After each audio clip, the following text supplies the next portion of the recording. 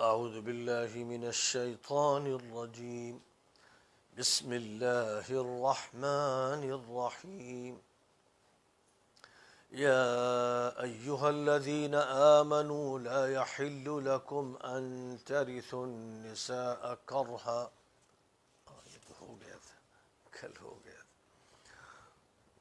ولا تنكحوا ما نكح آباؤكم من النساء إلا ما قد سلف إنه كان فاحشة ومقتا وساء سبيلا. حرمت عليكم أمهاتكم وبناتكم وأخواتكم وعماتكم وخالاتكم وبنات الأخ وبنات الأخت وأمهاتكم اللاتي أرضعنكم وأخواتكم من الرضاعة وأمهات نسائكم وربائبكم اللاتي في حجوركم من نسائكم اللاتي دخلتم بهن فإن لم تكونوا دخلتم بهن فلا جناح عليكم. وحلائل أبنائكم الذين من أصلابكم وأن تجمعوا بين الأختين إلا ما قد سلف إن الله كان غفورا رحيما. والمحصنات من النساء إلا ما ملكت أيمانكم كتاب الله عليكم وأحل لكم ما وراء ذلكم أن تبتغوا بأموالكم محصنين غير مسافحين فما استمتعتم به منهن فآتوهن أجورهن فريضة ولا جناح عليكم فيما تراضيتم به من بعد الفريضة إن الله كان عليما حكيما.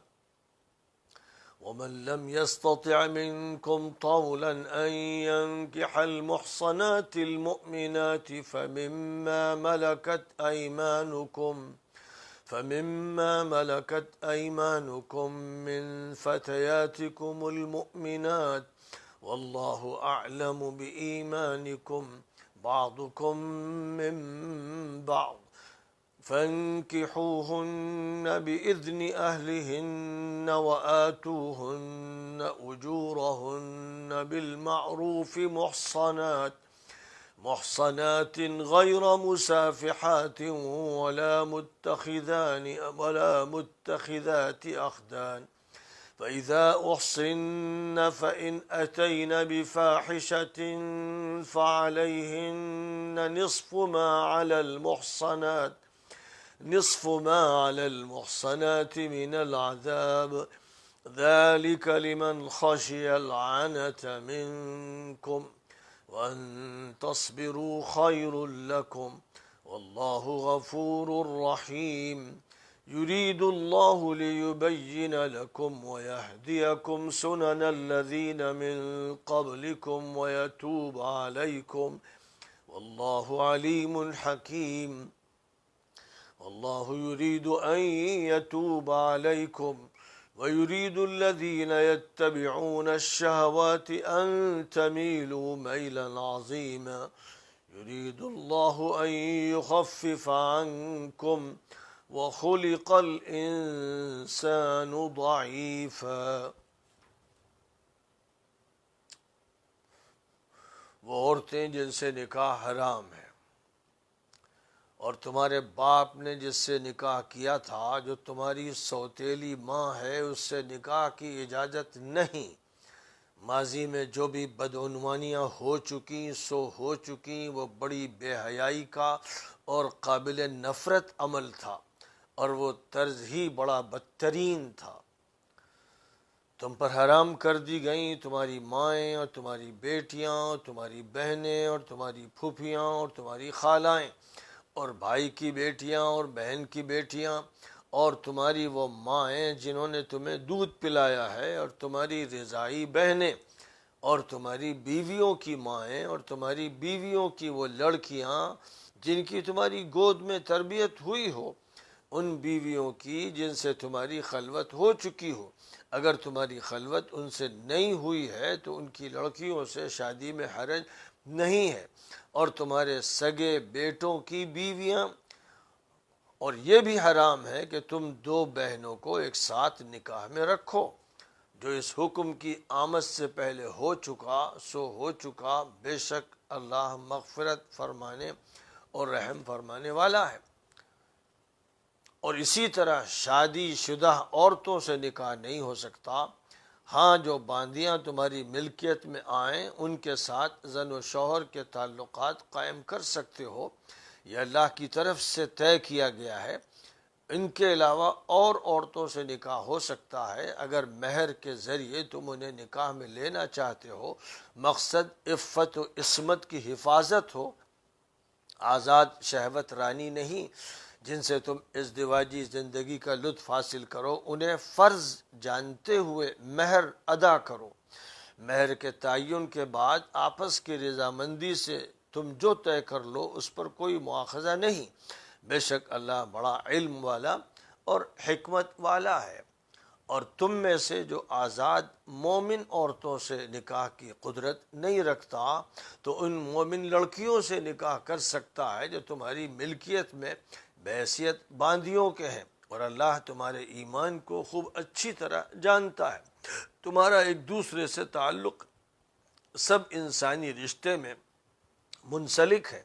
تو ان مومن باندیوں سے ان کے گھر والوں کی اجازت سے نکاح کر سکتے ہو، اور مناسب طریقے پر ان کے مہر دو، مقصود ان کی عفت اور عصمت کی حفاظت ہو، نہ کہ آزاد شہوت رانی اور دوستی یاری۔ باندیوں کے لیے سزا کا نظام: جب باندیاں شادی کے بندھن میں بندھ جائیں اور ان کے حصار و حفاظت میں آ جائیں، پھر کسی بدکاری کا ارتکاب کر بیٹھیں تو ان پر آزاد عورتوں کے مقابلے میں نصف سزا ہوگی۔ محدود اجازت اور احکام کی حکمتیں: اوپر جو اجازت باندیوں سے نکاح کی دی گئی ہے وہ تم میں سے اس شخص کے لیے ہے جس کو سخت صورتحال درپیش ہے، شادی نہ کرنے پر ارتکاب جرم کا اندیشہ ہے، البتہ صبر کرنا اور نفس پر قابو رکھنا زیادہ بہتر ہے، اور اللہ تعالی مغفرت فرمانے والا اور رحم فرمانے والا ہے۔ اللہ چاہتا ہے کہ تمہارے لیے باتیں کھول کھول کر بیان کر دے، اور تم سے پہلے جو لوگ گزر چکے ان کے راست طریقوں پر چلنے کی تمہیں ہدایت فرما دے اور تم پر عنایت فرمائے، اور اللہ خوب علم رکھنے والا اور بڑی حکمت والا ہے۔ اللہ تم پر توجہ فرماتا ہے اور تمہیں نوازنا چاہتا ہے، اور شہوت پرست لوگ چاہتے ہیں کہ تم شدید اخلاقی انحرافات کے شکار ہو جاؤ۔ اللہ چاہتا ہے کہ تمہارے لیے تخفیف اور آسانی کا انتظام فرمائے، اور انسان تو کمزور ہی پیدا ہوا ہے۔ سورہ نساء کی آیت نمبر 22 سے آیت نمبر 28 تک تلاوت کی گئی اور ان آیات کا ترجمہ پیش کیا گیا۔ ان آیات کا جو اصل موضوع ہے وہ یہ ہے کہ وہ کون عورتیں ہیں جن سے شادی کرنا جائز نہیں ہے، اور وہ کون عورتیں ہیں جن سے شادی جائز ہے۔ تو محرمات کا یہاں بیان کیا جا رہا ہے۔ اسلام نے جو ضابطے متعین کیے ہیں، ازدواجی زندگی کا جو نظام اسلام نے بنایا ہے، اس میں پابندیاں بھی ہیں اور عادلانہ اور بہترین انتظامات بھی ہیں۔ افراط و تفرید سے ایک پاک نظام پیش کیا گیا ہے۔ وہ خاندان کی عورتیں جو ماں کی حیثیت رکھتی ہیں، جو خالائیں ہیں، جو پھوپھیاں ہیں، اور اسی طرح قریب ترین رشتے ہیں، ایسے رشتوں میں اگر شادی کی اجازت دی جائے تو پھر ان رشتوں کا تقدس پامال ہو جاتا ہے، اور یہ رشتے بھی اس میدان میں آ جاتے ہیں کہ جن میں جھگڑے بھی ہو سکتے ہیں اور اختلافات بھی ہو سکتے ہیں اور مقدمے بھی ہو سکتے ہیں اور طلاق کی نوبت بھی آ سکتی ہے، تو چونکہ نکاح میں یہ سارے مرحلے آ سکتے ہیں، اور اسی لیے نکاح کے دوام کی شرط کے ساتھ ساتھ اس بات کی گنجائش رکھی گئی ہے کہ اگر نباہ نہیں ہوتا تو طلاق دی جا سکتی ہے، عورت خلا لے سکتی ہے۔ تو جو رشتے محترم ہیں، مقدس ہیں، اور جن کا بقا فطری تقاضے کے مطابق ہے، اگر وہ رشتے بھی ایسے رشتے بن جائیں کہ جو مقدمات کے اور خصومات کے اور جھگڑوں کے دائرے میں آ جائیں، جہاں دو شخص جو برابر کے ہیں اور اجنبی تھے اور اب ان کے درمیان تعلق ہوا، اگر کسی وجہ سے پھر وہ تعلق ختم ہوا تو جیسے وہ اجنبی تھے ویسے پھر اجنبی ہو گئے، اس کی وجہ سے فطرت کو نقصان نہیں پہنچا اور انسان کے جو طبعی تقاضے ہیں ان کو نقصان نہیں پہنچا۔ وہ اگرچہ نباہ کے اصول کے خلاف ہوا، لیکن جہاں رشتہ ماں کا ہے، بہن کا ہے، پھوپھی کا ہے، خالہ کا ہے، یہ رشتے ایسے ہیں جو محترم ہیں، مقدس ہیں، ان کا بقا ضروری ہے۔ ان کے بقا میں اور ان کے تقدس میں ہی خاندان کی عزت ہے، اس کی شرافت ہے، اس کا بقا ہے، اس کی حفاظت ہے، اس کی عفت ہے، اس کی عصمت ہے۔ اس لیے یہ فطرت کا تقاضا تھا، انسانی زندگی کا تقاضا تھا، صالح تمدن کا تقاضا تھا، اچھی اور بہتر فیملی لائف کا تقاضا تھا، اور صحیح اور بہترین ازدواجی زندگی کا تقاضا تھا کہ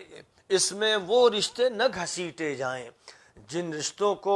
اس دائرے میں لانے سے نہ ان کی عزت باقی رہے، نہ تقدس باقی رہے، نہ احترام باقی رہے، اور پھر اس کے نتیجے میں جو نقصانات خاندانی زندگی کو پہنچیں، اس کا مطلب یہ ہوا کہ ہر اینٹ کو خراب کر دیا جائے کہ پھر عمارت ہی نہ بن سکے۔ ظاہر ہے اچھی اینٹوں سے عمارت بنتی ہے، اگر ایک کنبہ اچھا نہیں ہے، اگر فرد اچھا نہیں، پھر کنبہ اچھا نہیں، پھر خاندان اچھا نہیں، تو سوسائٹی کیسے اچھی ہوگی، معاشرہ کیسے اچھا ہوگا۔ اس لیے ایسا کوئی عمل کرنا کہ جس سے خاندانی نظام متاثر ہوتا ہو، درہم برہم ہوتا ہو، وہ در حقیقت اس بات کی کوشش ہے کہ کوئی عمارت ہی وجود میں نہ آ سکے، کوئی تعمیر بھی نہ ہو سکے، اور خاندان کا نظام بالکل تباہ ہو جائے اور درہم برہم ہو جائے۔ یہ وہ حکمتیں ہیں جن حکمتوں کے پیش نظر اللہ تعالیٰ نے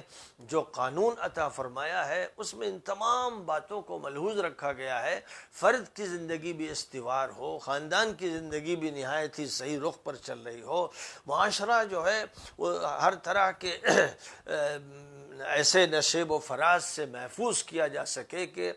جن کے ہوتے ہوئے پھر اس بات کا خطرہ ہے کہ انسان کسی کھائی میں گر جائے، کسی خندق میں چلا جائے اور پھر اس کو اٹھانا مشکل ہو جائے اور خاندان کا بقا مشکل ہو جائے۔ جن لوگوں نے، جن قانون سازوں نے ان باتوں کو ملحوظ نہیں رکھا، انہوں نے اپنے سامنے ہی اپنے خاندانوں کے انجام کی تباہی دیکھ لی، کس طرح خاندانی نظام درہم برہم ہو گیا، جس کی آج بالکل واضح مثال یورپین کنٹریز میں، امریکہ میں، آسٹریلیا میں، جہاں پر بھی یہ یورپ کا تمدن پہنچا ہے، جو مذہب سے آزاد ہو گیا۔ ایک تو یہ کہ پہلے مذہب سے سیاست نے بغاوت کی اور پوپ اور قیصر کی جنگ ہوئی، اور جس کے نتیجے میں جب مذہب کی مداخلت زندگی کے مسائل میں ختم کر دی گئی اور مذہب ایک پرائیویٹ اور شخصی معاملہ بن گیا، تو اس کا نتیجہ یہ ہوا کہ مذہب سمٹ کے رہ گیا، اور اس کے بعد پھر پاپائیت نے اور مذہب کے ٹھیکیداروں نے مذہب کو بھی تختہ مشق بنایا، اس میں تحریفات کیں اور عملاً انحرافات اختیار کیے اور مذہب میں رد و بدل کیا جاتا رہا، تو مذہب بھی اپنی اصل شکل میں باقی ہی نہیں رہ گیا۔ لہذا یورپ دو اعتبار سے محروم ہوا، ایک تو یہ کہ اس نے اپنے مذہب کا تحفظ نہیں کیا، اور مذہب میں ایسی زبردست تحریفات کی کہ مذہب کی معنویت ختم ہو گئی، اس کی تاثیر ختم ہو گئی، وہ بالکل ایسا ہو گیا جیسے ہاتھ پیر کاٹ دیے جائیں۔ اور دوسری طرف سیاست کو مذہب سے آزاد کرنے کا نتیجہ یہ ہوا کہ سیاست شتر بے مہار ہو گئی، سیاست ایک جنگل کا درندہ بن گئی، سیاست طماع بن گئی، حریص بن گئی، سیاست استحصالی بن گئی، اور پھر اسی سیاست کے اندر سے ڈکٹیٹرشپ اور ظالمانہ حکومت کے وہ نظام سامنے آئے جن سے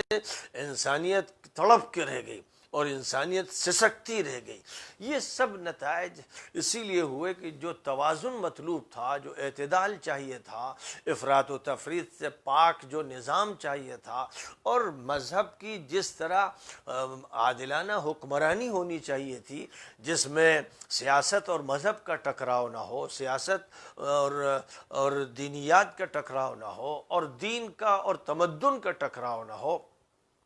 جس میں معاشیات کا اور دینیات کا کوئی ٹکراؤ نہ ہو، اگر اس پر قائم رہنے کی کوشش کی جاتی اور مذہب کی تعلیمات کو محفوظ رکھا جاتا، تو چونکہ مذہب جو اللہ کی طرف سے آتا ہے، جو خالق ہے اور جس نے انسان کی مشین تیار کی ہے اور انسان کو ایک بیلنس سسٹم دیا ہے، ایک توازن عطا فرمایا ہے، اس توازن کے ساتھ پھر انسانی زندگی قائم رہتی۔ یہ اللہ تعالیٰ کا بڑا فضل و کرم ہے کہ اس نے ماضی میں جو کتابیں اتاری ان کی حفاظت کی ذمہ داری ان لوگوں پر ڈالی گئی تھی جو اپنے انبیاء کو ماننے والے تھے، لیکن اس ذمہ داری کو انہوں نے پورا نہیں کیا تو کتابیں محرف ہو گئیں۔ لیکن اللہ تعالیٰ نے قرآن پاک نازل فرمایا، آخری کتاب اتاری، آخری نبی پر اتاری، اور اس بات کی ضمانت لی کہ یہ آخری کتاب محفوظ رکھی جائے گی۔ یہ جو ایک مذہبی بات ہے، ایک مذہبی وعدہ ہے، یہ ایک تاریخی حقیقت بن گئی۔ اب عیسائیوں کا بھی اعتراف ہے، یہودیوں کا بھی اعتراف ہے کہ تورات اپنی اصل شکل میں باقی نہیں رہ گئی، انجیل اپنی اصل شکل میں باقی نہیں رہ گئی،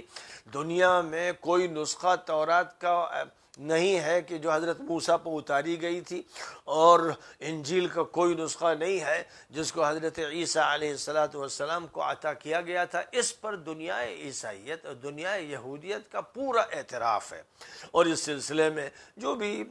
انسائکلوپیڈیا ہیں، چاہے وہ انسائکلوپیڈیا ایتھکس اور ریلیجنس کے ہوں، یا جوش انسائکلوپیڈیاز ہوں، یا کرسچنس انسائکلوپیڈیاز ہوں، ان کے جتنے بھی رائٹرز ہیں وہ سب اس پر متفق ہے کہ جو کتاب نبی پر اتاری گئی وہ محفوظ نہیں۔ اور اسی کے ساتھ ساتھ مسلمان تو خیر متفق ہیں ہی، دشمن بھی مسلمانوں کے ساتھ اس پر متفق ہیں کہ قرآن محمد کا ہو یا اللہ نے اتارا ہو، اس میں رد و بدل نہیں ہوا، اس پر سب کا اتفاق۔ اب بس فرق یہ ہے کہ مسلمان یہ مانتے ہیں اور اس کے بے شمار دلائل رکھتے ہیں کہ یہ اللہ کا کلام ہے جو اللہ نے آخری کتاب کے طور پر آخری نبی پر نازل فرمایا ہے۔ دشمن ہم سے اس بات میں متفق ہے کہ اس میں چینجز نہیں ہوئے ہیں، کوئی بھی نسخہ اختلاف رکھنے والا نہیں۔ قرآن کے نسخے پوری دنیا میں، امریکہ کے ایک کنارے سے آسٹریلیا کے ایک کنارے تک اور شمال سے جنوب تک، کہیں کسی لائبریری میں، کسی اکیڈمی میں ایسا نہیں ہے کہ جو ہمارے درمیان جو قرآن پاک پڑھا جا رہا ہے اس سے اختلاف رکھتا۔ تو اس اعتبار سے قرآن کی صحت پر، اس کے استناد پر پوری طرح اتفاق ہے۔ اب یہ جو قرآن ہے یہ اس نظام کو پیش کر رہا ہے جو نہایت متوازن اور معتدل نظام ہے، اور اس میں جو رشتوں کی تفصیلات ذکر کی گئی ہیں، یعنی وہ رشتے کے جن رشتوں میں نکاح نہیں ہو سکتا ہے اور جن رشتوں میں نکاح ہو سکتا ہے، تو اس پوری جو فہرست میں ذکر کیا گیا، ترجمے سے یہ باتیں سامنے آئیں کہ مائیں ہوں، مائیں جو ہیں اس حکم کے اندر نانیاں اور پرنانیاں سب داخل ہیں، بیٹیاں تو بیٹیوں میں پوتیاں اور پرپوتیاں اور سب داخل ہیں، اور تمہاری بہنیں تو اب بہنوں میں وہ سگی بہن ہوں یا باپ شریک بہن ہوں یا ماں شریک بہن ہوں، سب داخل ہیں۔ اسی طرح جو پھوپھیاں ہیں اور خالائیں ہیں، ان سب کے بارے میں یہ ہے کہ وہ چاہے اپنی والدہ کی حقیقی بہن ہو یا اللاتی بہن ہو یعنی باپ شریک ہو، یا اخیافی بہن ہو یعنی ماں شریک ہو، ایسی جو پھوپھی ہے یعنی باپ کی حقیقی بہن ہو یا باپ شریک بہن ہو یا ماں شریک بہن ہو، تو غرض کہ یہ بات الفاظ جو استعمال کیے گئے ہیں عمومیت کے ساتھ، ان میں وضاحت کر دی گئی اور احادیث نے ان کو واضح کر دیا. پھر جو تفصیلات ان احکام کی امت کے فقہا نے بالاتفاق بیان کی ہیں، ان سب کی روشنی میں یہ بات واضح کر دی گئی. اسی طرح وہ مائیں جو دودھ پلانے کی بنیاد پر ماں ہوئیں، یعنی رضاعی ماں ہوئیں، جس نے بھی دودھ پلایا کسی بچی کو، کسی بچے کو، وہ اس کی ماں ہو گئی. حضور پاک علیہ الصلاۃ والسلام نے یہ بات وضاحت کے ساتھ فرما دی تھی کہ یحرم من الرضاعۃ ما یحرم من النسب، نسب سے جو نسبی رشتہ ہوتا ہے اس سے جو محرمات متعلق ہیں، ویسے ہی رضاعی رشتے سے بھی ہوتا ہے. اس لیے جو بہنیں رضاعی ہیں، جو مائیں رضاعی ہیں، ایسی بیویوں کی جو مائیں ہیں ان کا بھی ذکر فرمایا گیا. اسی طرح وہ سوتیلی بچیاں بھی، ان سے بھی نکاح نہیں. ہاں اگر یہ ہے کہ کسی عورت کی وہ بچی ہے جس سے نکاح پورا ہوا ہی نہیں، یعنی اس سے خلوت ہوئی نہیں، نکاح کی صرف بات ہوئی اور اس کے بعد اس عورت سے نکاح والا رشتہ قائم نہیں ہوا، تو اس کی بیٹی سے نکاح ہو سکتا ہے. اس بات کی وضاحت کر دی گئی. دونوں کے درمیان جو فرق ہے اس کو واضح کر دیا گیا. ایسے یہ کہ جو تمہارا سلبی بیٹا ہے اس کی بیوی تمہارے لیے جائز نہیں ہے، لیکن جو سلبی نہیں ہے، اڈاپٹڈ ہے، متبنہ بیٹا ہے، وہ اگر اپنی بیوی کو طلاق دے دیتا ہے اور اس کی عدت پوری ہوتی ہے تو پھر اس کے لیے جائز ہے. جو ان کا باپ کہلاتا ہے اور حقیقت میں باپ نہیں ہے، اس نے صرف اڈاپٹ کیا ہے، اور اڈاپٹ کر لینے سے حقیقت نہیں بدلتی ہے، فطرت نہیں بدلتی ہے، واقعہ نہیں بدلتا ہے.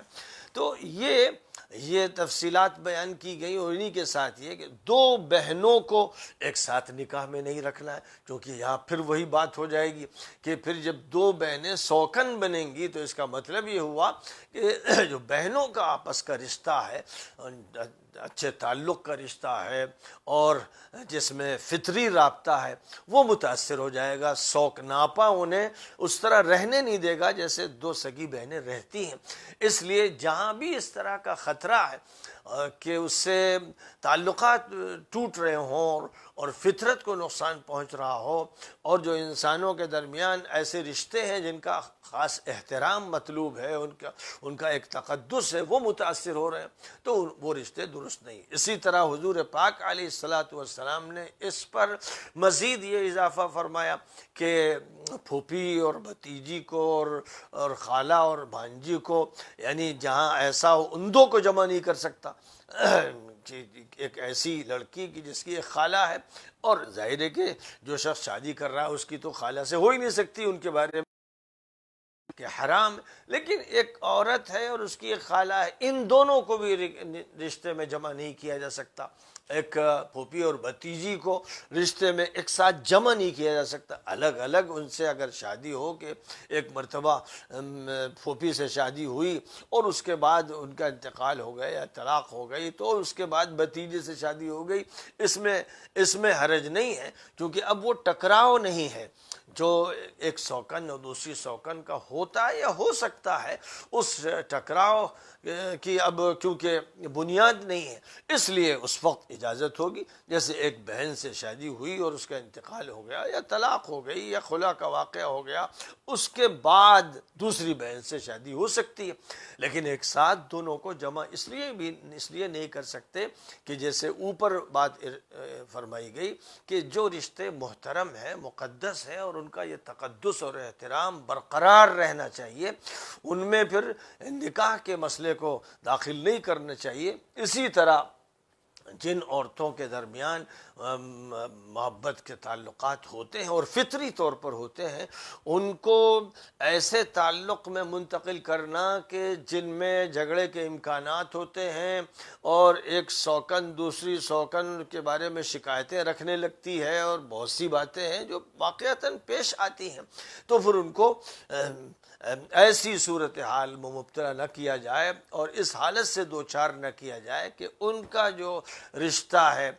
بہن ہونے کا، یہ رشتہ متاثر ہو جائے، یہ مجروح ہونے لگے، اس کو چوٹ لگے، اس کو نقصان پہنچے. اب اسی کے ساتھ ساتھ وہ عورت جو کسی کے نکاح میں ہے،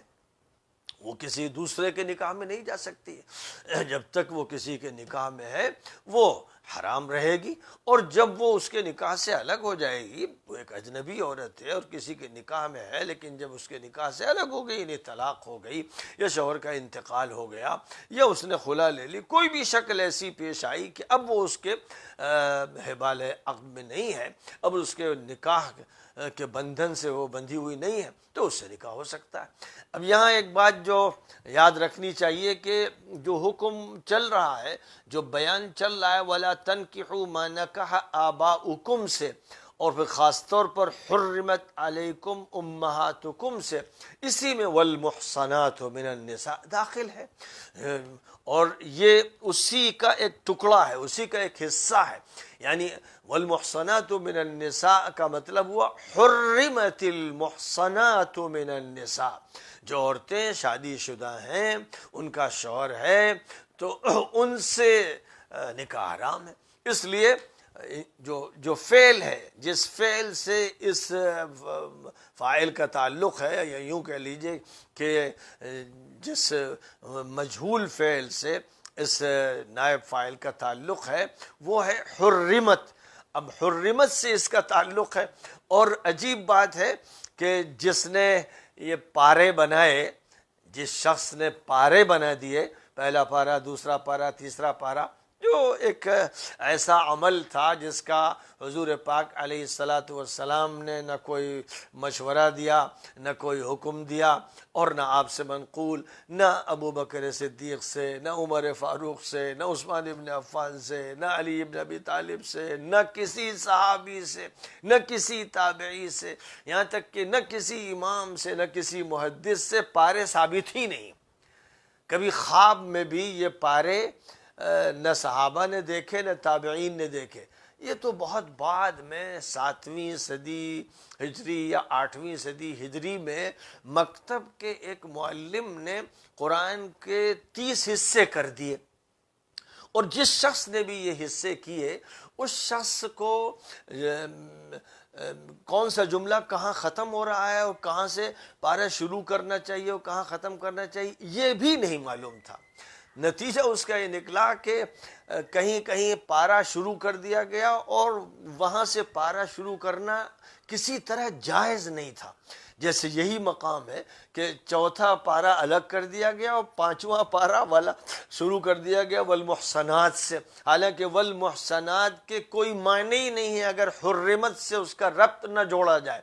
مراد وحرمت المحصنات، تو گویا جو سابقہ جملہ ہے اسی جملے کا یہ ایک حصہ ہے. تو ایک جملے کے اندر سے ایک لفظ کو کاٹ دیا گیا اور کاٹ کے اسے نیا پارہ قرار دے دیا گیا. یہ ایک جاہلانہ عمل تھا، اور جس نے بھی کیا اس نے اس بات کا ثبوت دیا کہ اس کو اتنی بھی عربیت کا لحاظ نہیں تھا کہ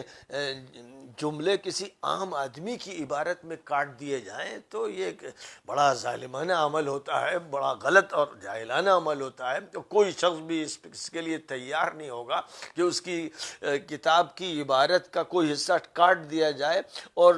دوسرے حصے کو بیان کر دیا جائے. یعنی بالکل ایسے ہی جیسے کسی کے دھڑ سے ہاتھ کاٹ دیا جائے، پیر کاٹ دیا جائے، انگلی کاٹ دی جائے. جیسے یہ ایک بے تکا اور ظالمانہ و مجرمانہ عمل ہے، ویسے ہی قرآن کے کسی جملے کو توڑ دینا جس سے وہ جملہ مربوط نہ رہ سکے اور وہ بے معنی ہو جائے، تو یہ بڑی خطرناک بات ہے. لیکن یہ ایک جاہلانہ عمل ہوا، اور بڑی حیرت کی بات ہے کہ امت میں عام طور پر ایسا رواج ہوا پاروں کا کہ سب لوگ پارے پارے کہنے لگے، 5واں پارہ، 6واں پارہ، حالانکہ پاروں کا کوئی وجود نہ اللہ کی طرف سے، نہ نبی کی طرف سے، نہ صحابہ کی طرف سے. اللہ میاں نے 114 صورتیں اتاری، نبی نے 114 صورتیں پڑھی، صحابہ نے 114 صورتیں پڑھی. وہ سورت پر ختم کرتے تھے، سورت سے شروع کرتے تھے، سورت بنیاد تھی، درمیان میں اگر کہیں رکتے بھی تھے تو معنی کا لحاظ کر کے رکتے تھے. تو قرآن پاک میں رکوع جس شخص نے بھی مرتب کیے ہیں وہ بھی بہت بعد کی چیز ہے، معلوم بھی نہیں کہ رکوع کس نے لکھے ہیں، لیکن وہ پڑھا لکھا آدمی تھا کہ اس نے رکوع میں معنوں کا لحاظ رکھا، گویا کہ یوں کہہ لیجئے کہ اتنا حصہ اس نے متعین کرنے کی کوشش کی کہ ایک امام نماز میں اتنا حصہ پڑھ لے، یعنی تھوڑی سی آیات کو ایک رکوع کی حیثیت دی، اس میں معنوں کا لحاظ رکھا۔ لیکن جس بندے نے پاروں کی تقسیم کی اس نے تو بڑا ظلم ڈھایا۔ جہاں کسی نئی صورت سے پارہ شروع ہو رہا ہے تو کوئی مسئلہ نہیں ہے، یا مثلا ایک ایسی جگہ سے پارہ شروع ہو رہا ہے جہاں جملہ کٹ نہیں رہا ہے تو بھی کوئی حرج نہیں ہے، لیکن بہرحال پاروں کی کوئی حقیقت نہیں۔ یہ ایک بہت اہم بات ہے، لیکن عجیب بات ہے کہ رواج کے خلاف ہے، وہ پوری امت یہ سمجھتی رہی اور آج بھی عوام کیا خواص یہ سمجھتے ہیں کہ پارے اصل ہیں، تو صورتوں کو فراموش کر دیا اور پارے اصل بن گئے، اور 30 پارے کہے جاتے ہیں۔ قرآن کے 30 پارے حضور نے نہیں رکھے، اللہ نے نہیں رکھے، صحابہ نے نہیں رکھے، تابعین نے نہیں رکھے، ائمہ مجتہدین نے نہیں طے فرمائے۔ اس کو اگر آپ 40 پارے کر لیجئے، 20 پارے کر لیجئے، 25 پارے کر لیجئے، کوئی فرق نہیں پڑتا، گناہ نہیں ہے، کوئی اور یہ عمل جیسے مکتب کے ایک مدرس نے، ایک جاہل مدرس نے جیسے یہ عمل کیا تھا 7ویں صدی ہجری میں، ڈنکے کی چوٹ پر اس لیے کہتا ہوں کہ جو کتابیں لکھی گئیں 2 صدی میں، 3 صدی، 4 صدی میں، قرآن کی جو تفسیریں ہیں ان کے مصنفین نے خواب میں بھی پارے نہیں دیکھے، اس لیے انہوں نے پاروں کا ذکر ہی نہیں کیا، پارے تھے ہی نہیں، 7ویں صدی تک پارے تھے ہی نہیں، کوئی جانتا ہی نہیں تھا کہ پارے کسے کہتے ہیں۔ تو گویا نبی پاک علیہ السلام کے 700 سال بعد تک پاروں کا کہیں وجود نہیں تھا، اس کے بعد ایک رواج ہو گیا۔ اسی سے یہ بات بھی معلوم ہوئی کہ جو رواجی چیزیں ہیں وہ اتنی بعض وقت دخیل ہو جاتی ہیں کہ اچھے خاصے پڑھے لکھے لوگ بھی اسے معمول سمجھتے ہیں، اس سے ہٹ کر کوئی بات کرے، جیسے میں نے چند سالوں سے جب یہ بات چھیڑی تو لوگ سر پکڑ کے رہ گئے، جیسے چکرا گئے، کیا کر رہے ہیں مولانا؟ یعنی ایک ایسی بات جو قطعی ہے کہ قرآن پاک کی صورتیں ہیں، آیتیں ہیں جو نبی پاک علیہ السلام نے بتائیں اور اللہ نے متعین فرمائیں، اور ان کے علاوہ جو تقسیمات کر دی گئی ہیں، منزل کی تقسیم، ربع کی تقسیم، نصف کی تقسیم، پارے کی تقسیم، ان میں سے کوئی چیز بھی شرعی بنیاد پر نہیں ہے، اور ان میں سے کوئی چیز بھی نہ اللہ کی طرف سے ہے نہ رسول اللہ صلی اللہ علیہ وسلم کی طرف سے ہے، کیونکہ سب سے زیادہ یہ بات 4 اور 5ویں پارے میں سامنے آئی ہے، اور اس وقت میں اگرچہ جو مسئلہ بیان کر رہا ہوں، جو ان آیات کا موضوع ہے وہ محرمات کا ہے، لیکن چونکہ یہ بات بڑی اہم ہے اور اس میں پوری ملت مبتلا ہے، اس لیے ضروری ہے تمام لوگوں سے میں کہتا ہوں، طلباء سے کہتا ہوں، حفاظ سے کہتا ہوں، مدرسین سے کہتا ہوں کہ صورتوں کی بنیاد پر قرآن پڑھا جائے، ناظرہ پڑھنے والوں کو بھی اسی طرح پڑھایا جائے، حفظ کرنے والوں کو اسی طرح پڑھایا جائے، اور کہیں درمیان میں اگر رکنا ہے تو رکوع کو بنیاد بنایا جائے، رکوع کو بنیاد بنایا جائے، کبھی بھی پارے کو بنیاد نہ بنایا جائے۔ اور اسی طرح جہاں معنی کٹ رہے ہیں، آیتوں میں معنی پورے نہیں ہوتے، آیت ہوتی ہے اور صرف ایک فاعل ہوتا ہے، یا صرف ایک مفعول ہوتا ہے، یا صرف ایک مبتدا ہوتا ہے، یا صرف ایک خبر ہوتی ہے اور آیت ہو جاتی ہے، جیسے الرحمن، آیت لکھا ہوا ہے، اب رحمان تو کیا رحمان کیا، آگے علم القرآن، رحمان نے قرآن سکھایا، اب جملہ مکمل ہوا ہے، علم القرآن ایک آیت، الرحمن ایک آیت، تو اب ظاہر ہے کہ اگر صرف ایک ٹکڑا پڑھ لیا جائے تو بات ناقص ہوگی، ادھوری ہوگی، غلط ہوگی۔ اس لیے یہ تو آدمی واقف ہو معنی سے، اور معنی سے اگر واقف نہیں ہے تو جس بندے نے رکوع متعین کر کے خدمت کر دی تو وہ اچھی خدمت کی، اس لیے جو پڑھے لکھے نہیں ہیں حفاظ، یعنی عربی نہیں جانتے اور تفسیر نہیں جانتے، ان حفاظ کو چاہیے کہ رکوع کی بنیاد پر بچوں کو قرآن پڑھائیں، اور جو لوگ بھی قرآن کی تلاوت کرتے ہیں وہ کبھی بھی چوتھے پارے کی آخری آیت جو شمار کی جاتی ہے اس پر تلاوت ختم نہ کریں، اور کوئی حافظ صاحب تراویح میں وہاں پر اختتام نہ کریں، اور نماز فرض یا نفل میں اس جگہ پر اختتام نہ کریں، بلکہ والمحصنات اسی کے ساتھ پڑھیں یہاں تک کہ رکوع مکمل ہو جائے، تب جا کر وہ رکوع فرمائیں۔ مسئلہ چاہے تراویح کا ہو یا فرض کا ہو یا وتر کا ہو یا نفل کا ہو، کوئی بھی ہو۔ خیر، اب یہ فرمایا جا رہا ہے کہ جو عورتیں کسی دوسرے کے نکاح میں ہیں ان سے بھی نکاح نہیں ہو سکتا۔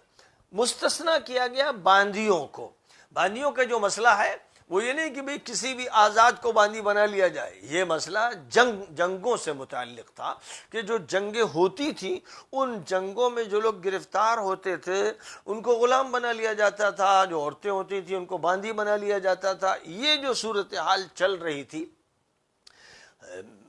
اسلام کی طرف سے جب جنگیں ہوئیں اور لوگ گرفتار ہوئے تو اب ایک صورتحال یہ تھی کہ ان سب کو چھوڑ دیا جاتا اور مسلمان عورتیں اور مسلمان مرد دشمنوں کے پاس گرفتار رہتے، تو اس کا نتیجہ یہ ہوتا کہ اس سے مسلم معاشرے میں ایک بے چینی پھیلتی اور اس پر سخت نکیر ہوتی اور لوگوں کے جذبات مجروح ہوتے۔ اس لیے معاملہ بالمثل کرنے کی بنیاد پر یہ قانون اختیار کیا گیا کہ جو گرفتار ہوں ان کو چھوڑا بھی جا سکتا ہے اور ان سے فدیہ بھی لیا جا سکتا ہے اور ان کو اپنے ہاں رکھا جا سکتا ہے۔ اب ان کو رکھنے کے لیے یہ کہ وہ غلام کی حیثیت سے، وہ باندی کی حیثیت سے رہیں گے، لہذا احکامات جو دیے گئے وہ یہ کہ ان کو ستایا نہ جائے، ان کو بیجا دق نہ کیا جائے، ان کے ساتھ اچھا سلوک کیا جائے، ان کی آزادی کے لیے کوشش کی جائے۔ اس کے بہت سے قوانین بنائے گئے، بہت سی شکلیں پیدا کی گئیں کہ غلامی کا خاتمہ ہو، لیکن بتدریج ہو، اور اس طرح ہو کہ دشمنوں کے مقابلے میں ہماری طرف سے کوئی ایسا عمل نہ ہو جس سے ہمارا ہی معاشرہ بغاوت کا شکار ہو جائے اور اس میں بددلی پھیل جائے۔ اس لیے توازن کو برقرار رکھنے کے لیے جب دشمن ہمارے لوگوں کو گرفتار کر کے غلام بناتے تھے اور باندیاں بناتے تھے تو ہمارے درمیان بھی یہ بات رکھی گئی قانونی اعتبار سے۔ اب ظاہر ہے کہ جو مرد ہیں ان مردوں کے لیے پھر انتظام معاشرے میں کیا جائے گا، ان کی شادیاں مناسب طریقے پر ہوں، اور ایک غلام کی ایک باندی سے شادی ہو جائے، یا اس کے بعد ایک غلام کی اگر کوئی آزاد عورت ہی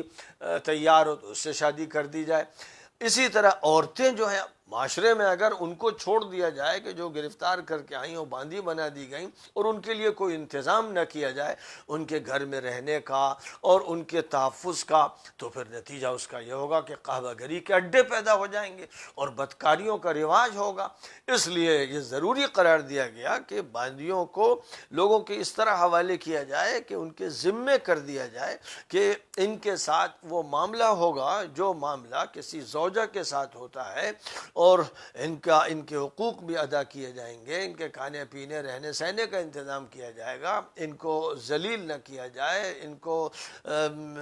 کسی اذیت میں مبتلا نہ کیا جائے، ان کے حقوق بتائے گئے اور ان کی آزادی کی ترغیب دی گئی، لیکن ساتھ ہی ساتھ ان کے تحفظ کے لیے، ان کی عصمت کی حفاظت کے لیے، ان کی عفت کے لیے یہ ضروری قرار دیا گیا کہ یہ جہاں بھی اس حیثیت سے جائیں گی وہاں گویا ان کا کسی کے قبضے میں آنا، اس بات کی اجازت ہوگی کہ ان کے اور اس کے درمیان زن و شو کے تعلقات قائم ہوں، جیسے محض ایک عقد کی بنیاد پر ایک معاملہ ہوتا ہے، ایک پیکٹ ہوتا ہے، ایجاب و قبول ہوتا ہے، محض اس بنیاد پر ایک اجنبی عورت ایک اجنبی مرد کے لیے حلال ہو جاتی ہے۔ تو جیسے وہ ہوا، اس سے بڑی بات یہاں ہو رہی ہے کہ وہ ملکیت میں منتقل ہو رہی ہے۔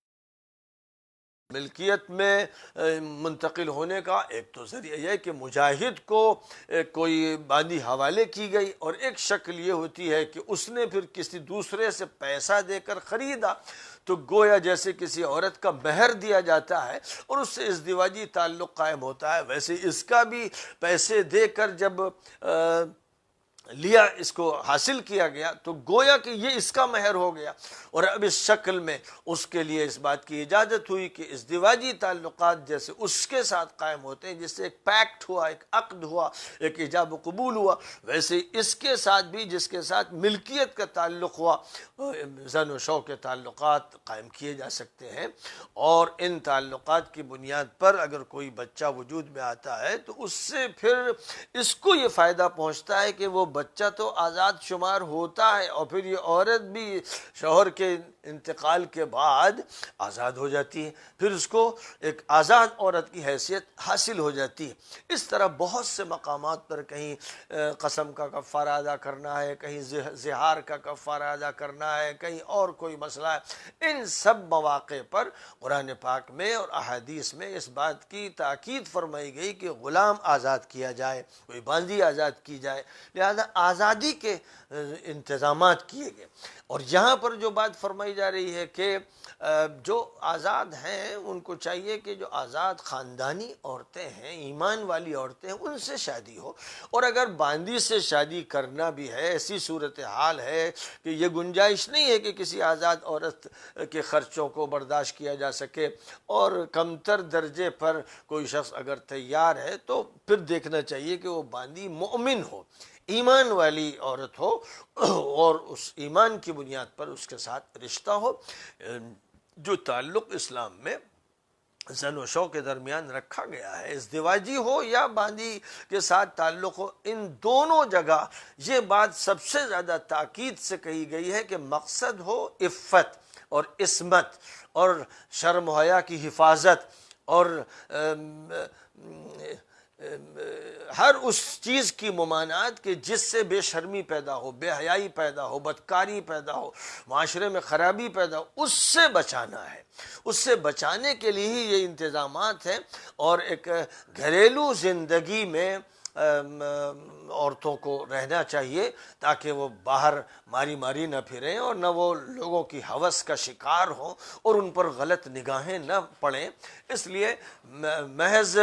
اپنی شہوت پرستی میں ان کو یہ تعلق قائم نہیں کرنا ہے، بلکہ اسی نیت کے ساتھ کہ ہمیں ایک اچھی زندگی، حیا کی زندگی گزارنا ہے اور معاشرے میں تحفظ کے انتظامات کرنے ہیں، لہذا ان انتظامات کی نیت کے ساتھ، اس فکر کے ساتھ رشتے قائم کرنے ہیں۔ اور یہ فرمایا گیا کہ جب ایک عورت ایک باندی نکاح میں آ جاتی ہے تو ایک تحفظ اس کو حاصل ہو جاتا ہے، اور اس تحفظ کے نتیجے میں اس کو اس عورت سے جو آزاد عورت ہے، خاندانی عورت ہے، ایک مشابہت پیدا ہو جاتی ہے۔ بس فرق یہ ہے کہ وہ عورت کے جو آزاد ہے اور خاندانی عورت ہے، اور ساتھ ساتھ پھر وہ حصار نکاح میں آ گئی ہے، تو اس کو دو تحفظات حاصل ہو گئے، دو قلوں میں وہ ہو گئی، ایک تو نکاح کا جو ہے حصار، اور اس کے بعد اس سے پہلے کہ وہ ایک آزاد گھرانے کی عورت ہے، وہ حصار، یہ دونوں حصار۔ باندی کو یہ حصار حاصل نہیں ہے کہ وہ ایک ایسے گھرانے کی عورت ہے، کیونکہ وہ تو گرفتار ہو کر دشمنوں کے درمیان سے آئی ہے، تو جو خاندانی تحفظ ہوتا ہے اور خاندانی حصار ہوتا ہے وہ اسے حاصل نہیں، لیکن نکاح کا حصار حاصل ہے۔ اور چونکہ وہ ابھی باندی ہے، اس لیے جو سزا سورۃ النور میں بدکار کی ذکر کی گئی ہے کہ 100 کوڑے لگائے جائیں، بس اس سزا کی آدھی سزا، کیونکہ اس کو وہ آزادی حاصل نہیں ہے تو سزا بھی کم کر دی گئی ہے۔ اس سے اگر جرم سرزد ہوتا ہے تو اس کو آزاد عورت کے مقابلے میں آدھی سزا دی جائے گی۔ اور یہاں پر جو مسئلہ زیر بحث آیا ہے وہ اس پس منظر میں کہ عورت اور مرد کی سزا سورۃ النور میں جو ذکر کی گئی ہے کہ بدکاری پر ان کے کوڑے لگائے جائیں، اور وہاں پر رجم کا تذکرہ نہیں فرمایا گیا ہے۔ جو سنسار کرنے کی سزا ہے وہ اس کے بعد کے دور کی ہے، اور جب وہ سزا آ گئی تو پھر اس سزا سے اس عورت کو محفوظ رکھا گیا جس کو خاندانی حصار حاصل نہیں ہے، یعنی خاندانی تحفظ اس کو حاصل نہیں ہے، تو اللہ تعالیٰ نے اس کے بارے میں بڑی تخفیف فرما دی کہ اس کو صرف وہی سزا ملے گی جو ایک غیر شادی شدہ آزاد عورت کو یا ایک آزاد غیر شادی شدہ مرد کو ملتی 100 کوڑوں کی سزا، اس کی بھی آدھی سزا اس کو دی جائے گی۔ یہ خدا تعالیٰ کی طرف سے خصوصی رعایت کا معاملہ کیا گیا، جس سے معلوم ہوا کہ آزادی بہت بڑی نعمت ہے، اور آزادی سے جو محروم ہے تو اس پر حقوق بھی کم ہو جاتے ہیں، ذمہ داریاں بھی کم ہو جاتی ہیں، اور اگر کسی کیس میں وہ پکڑ لیا جائے تو سزا بھی اس کی کم ہوتی ہے۔ جب ہم نے اس کو وہ آزادی دی نہیں تو پھر اسی اعتبار سے ہم اس کے اوپر زیادہ بوجھ لاد بھی نہیں سکتے۔ اور یہ فرمایا کہ اللہ تعالیٰ یہ چاہتا ہے کہ تم سے پہلے جو لوگ گزر چکے ہیں ان میں ان کے جو صحیح راستے ہیں ان پر تم کو لے کر چلے، اور اللہ یہ چاہتا ہے کہ تمہاری توبہ بھی قبول فرمائے، اور اللہ یہ نہیں چاہتا کہ تمہیں دشواریاں ہوں، مشقتیں ہوں، دقتیں ہوں۔ اللہ تمہارے ساتھ سہولت کا معاملہ چاہتا ہے، لیکن دنیا میں جو بگڑے ہوئے لوگ ہیں، بے شرم و بے حیا، جو چاہتے ہیں کہ معاشرے میں فحاشی پھیلا دے، یہ تو یہ چاہتے ہیں کہ جو بیماری ان کی ہے وہ پورے معاشرے میں عام ہو جائے اور معاشرہ صاف ستھرا نہ رہنے پائے۔ وہ انحراف پھیلانا چاہتے ہیں۔ جو لوگ بھی فلمی دنیا میں ہیں اور جو لوگ بھی فحاشی کے اڈوں سے وابستہ ہیں اور جنہوں نے اس کو کاروبار بنا رکھا ہے، وہ ان لوگوں کو برداشت نہیں کرتے کہ جو ان کے خلاف بات کرتے ہیں، جو شرم و حیا کے تحفظ کی بات کرتے ہیں، انہیں وہ پلٹ کر کبھی فنڈامنٹلسٹ کہتے ہیں، کبھی ٹیررسٹ کہتے ہیں، کبھی کسی اور لقب سے ان کو یاد کرتے ہیں۔ مقصد ان کا صرف یہ ہوتا ہے کہ حیا اور شرم اور غیرت اور عفت اور عصمت کے تحفظ کے انتظامات نہ ہو سکیں، اور وہ لوگ غالب نہ آئیں جو کل پھر ان پر پابندی لگا دیں اپنی آزادی کے لیے، کہ وہ سانڈوں کی طرح، بیلوں کی طرح، شہوت پرست انسانوں کی طرح بلکہ سوروں کی طرح زندگی گزار رہے ہیں، ان کی زندگی میں خلل واقع نہ ہو جائے۔ اس لیے وہ اسلام کے خلاف، دین کے خلاف، شرم و حیا کی حفاظت کرنے والوں کے لوگوں کے خلاف نعرے بھی لگاتے ہیں، پروپیگنڈا بھی کرتے ہیں، اور ان کے خلاف بولتے ہیں اور لکھتے ہیں، پڑھے لکھے ہو جاتے ہیں تو فلسفے بگاڑتے ہیں، لیکن کیونکہ ان کے اندرون بگڑا ہوا ہوتا ہے، وہ اندر سے فاسد اور سڑے ہوئے ہوتے ہیں، اس لیے ان کے اندر سے سوائے غلاظت کے اور کچھ نہیں نکلتا ہے۔ ایسے جو مجرم و بدمعاش لوگ ہیں ان کے بارے میں فرمایا یرید الذین یتبعون الشہوات ان تمیلوا میلا عظیما، جو لوگ شہوت پرست ہیں، فحاشی اور عیاشی پھیلانا چاہتے ہیں، اس پر عمل پیرا ہیں، وہ چاہتے ہیں تمہارے اندر عظیم انحراف پیدا ہو جائے۔ اللہ تمہارے لیے آسانی چاہتا ہے، انسان کمزور واقع ہوا ہے، اس کو چاہیے کہ اپنی کمزوری کو ملحوظ رکھتے ہوئے تحفظات کے انتظامات کرے، اور یہ سب سے زیادہ اسلامی حکومت کی ذمہ داری ہے۔ وہ اسلامی حکومتیں، وہ مسلم حکومتیں جو معاشرے کے اندر بے حیائی اور بے شرمی اور بے پردگی پھیلاتی ہیں، وہ شیطانی، ابلیسی، مجرمانہ حکومتیں ہیں، اور ان کا کام دجالی کردار کو ادا کرنا ہے۔ اس لیے مسلمانوں کو ایسی تمام حکومتوں سے، ایسے تمام اداروں سے متنبہ ہو جانا چاہیے، اور یہ سمجھنا چاہیے کہ ان کے درمیان یہ شیطانی ادارے اور شیطانی تنظیمیں ہیں جن سے ان کو اپنے کو محفوظ کرنے کی ہر ممکن کوشش کرنی چاہیے۔ وآخر دعوانا ان الحمد للہ رب العالمین۔